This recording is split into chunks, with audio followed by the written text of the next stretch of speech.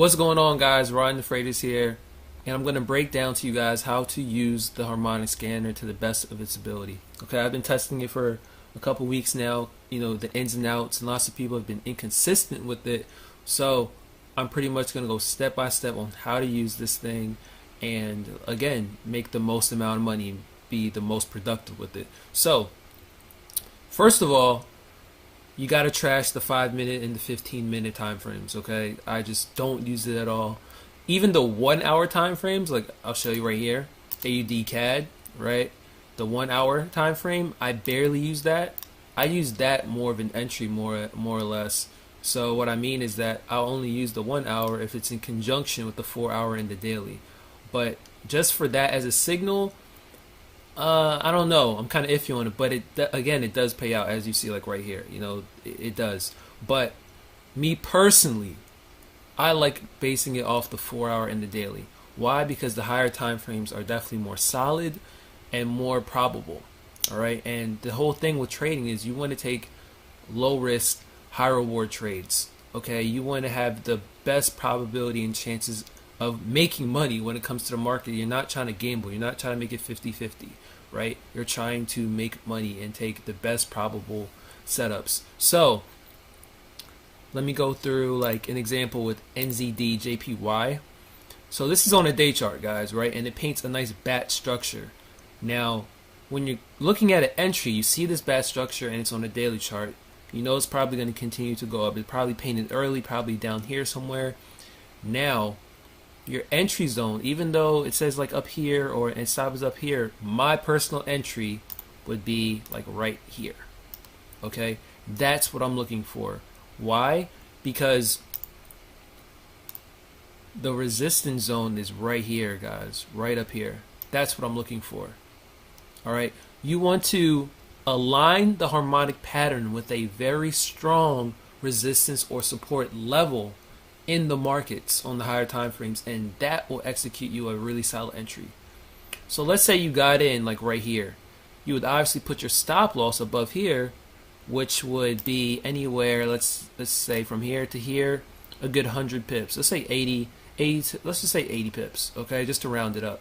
So you're risking 80 pips, that'd be your stop loss, to potentially net 350 pips to 500 pips.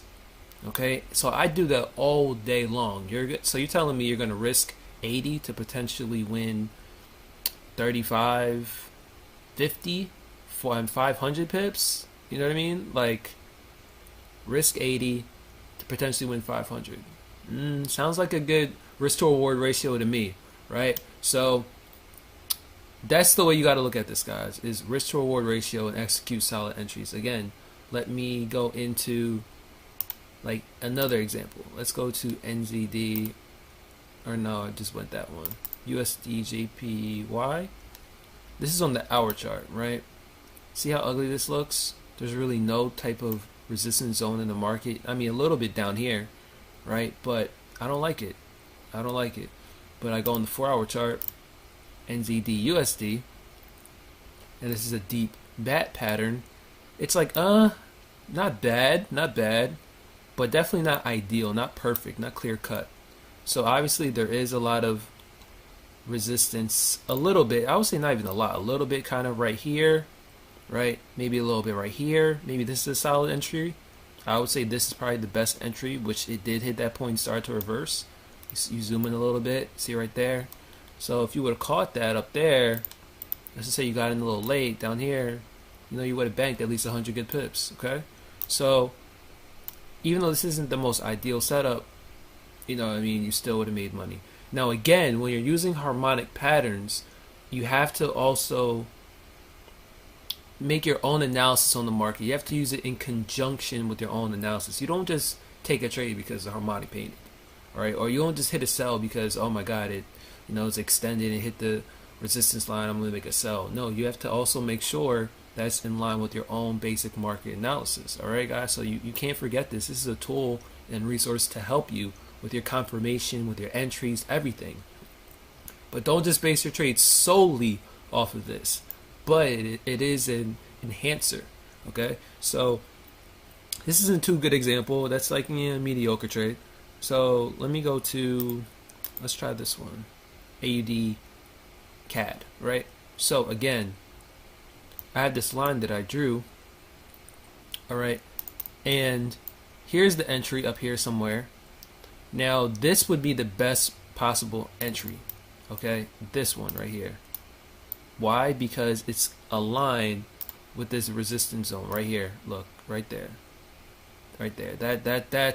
That's where you want to buy or sell. I'm sorry, right? So as I drew, right, I drew this line.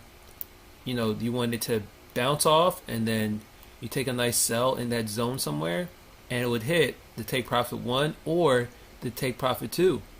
Okay, and then your stop would probably be up here. So you're risking, again, you'd be risking 70, let's just round it up, 80 pips to potentially net and gain 200 pips to 300 pips. So you're risking 80 to potentially make 200 to 300. So, you know, it's a good 3 to 1, 4 to 1 risk ratio, right? So all you have to do is accommodate, make sure your risk is you're risking a good percent of your account, 2, 3, 4, 5%, whatever it is for you. You know, you're not over leveraging your account, obviously, because that's to be able to handle a crazy swing, you know, a good 50, 60, 70 pip swing. So you want a low volume order. But again, if you have low volume, and even if 2, 3 cents, guys, and it catches 200, 300, 400 pips, it's money. That's money, okay? Good money. So that's another example of where to get in and what to look for. Let me try another example. NZD CAD. This is the daily chart. Let's zoom out a little bit. You can't really see it too much. Okay, so all right, so this isn't bad. Okay, this entry isn't bad, which is the entry I'm talking about is right here. This entry where it says the most ideal entry probably would have been down here, though. That would have been beautiful. So around this area right here would have been a very, very nice buy zone, right? Because again, you want to look for that strong resistance or support area, but this actually isn't bad at all, given because of the support zone right here, and then it came back. You know, the harmonic painted. If you would have probably looked at the 15-minute chart for a nice solid entry, you probably could have looked at it and seen something possibly. So I'm just giving you guys examples of what could happen. Okay. What else? What's a good example? Let me go to another one. So this is AUD NZD. This is perfect right here. This is like perfect. Okay? This is perfect because once it completed the pattern, you have this resistance zone down here, right? Right? That is what you're looking for. And then your stop would probably be somewhere up here. I mean, it says it up there, but mine would probably be more like up here. So more up here somewhere, depending. You know, to this next resistance zone. So that would be like from here to here is a good 200 pip swing. So you got to remember, if that's a 200 pip swing, you got to do a very, very small order. So this is, but it's a 200 pip swing to possibly net 36 or 350 to 400 to even 600, 700 pips as you see it jumping. So if you would have caught it early, maybe on the first dip from here to here, boom, you would have net 400 pips. You know what I mean? Or from here to here, another 400. So you could have just got in and got out. You don't have to kept holding it. Right? Even if you would have got in up here, from here to here, it's good 300 pips. Right? Or here to here, boom, 300 pips. You know what I mean? 400 pips. So you don't have to continuously hold, you know, forever. But that's what you would look for. That is the ideal setup that you would look for. Again, this is a nice setup right here. This is beautiful because you have this strong resistance zone. It hits it, boom, And also you look at your own market analysis for this trade. This is AUD/JPY, and then boom, you know, you'd be money. You'd be money.